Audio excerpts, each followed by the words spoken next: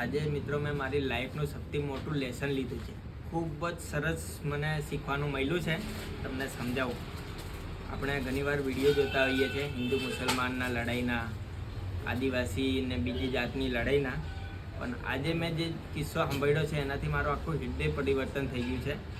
અમે એક દાદીનું ઘર બનાવી રહ્યા છે અને એના માટે જે સહાય આવી રહી છે ને, બધા જાતિના લોકો, બધા ધર્મના લોકો મળીને અમને સહાય કરી રહ્યા છે. એટલે મને આજે ખબર પડી જિંદગીમાં કે આપણે જે જાતિ ધર્મ કરીએ છીએ, પણ સારા માણસો બધી જાતિ બધી ધર્મમાં છે અને ખરાબ માણસો બી બધી જાતિ અને બધા ધર્મમાં છે.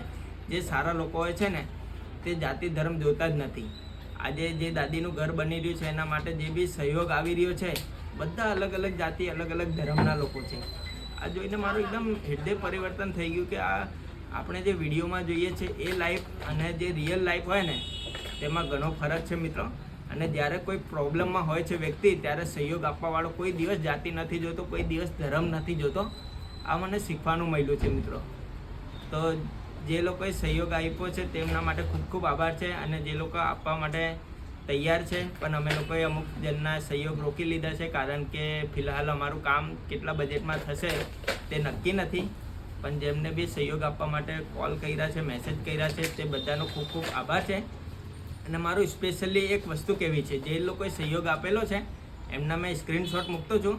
દરેક વ્યક્તિએ એવા વ્યક્તિ પરથી જ ખરીદી કરવી, કારણ કે તમે અમુક બજારમાં જશો તમને લૂંટવાવાળા ઘણા મળશે, પણ જે વ્યક્તિનું દિલ સારું હશે તે જ વ્યક્તિ સહયોગ કરશે. અને તેવા વ્યક્તિ પરથી જ તમારે ખરીદી કરવી, જેનાથી તમે ના છેતરાઓ મિત્રો. તો સ્ક્રીન પર જે લોકો સહયોગ માટે મેસેજ કરી રહ્યા છે એ બધાના મેં સ્ક્રીનશોટ મૂકેલા જ છે. એ લોકોની આઈડી ખોલીને એ લોકોની જ્યાં બી દુકાન હોય તમે એમની દુકાનથી ખરીદી કરવાનું રાખજો, જેથી કરીને તમે ના છેતરાઓ મિત્રો. કારણ કે જે લોકો સહયોગ આપી રહ્યા છે તેમનું દિલ બહુ સારું હશે.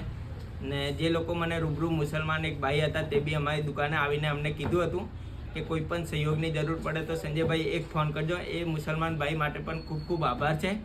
તો આ વિડીયોને ખૂબ શેર કરજો મિત્રો. ધન્યવાદ.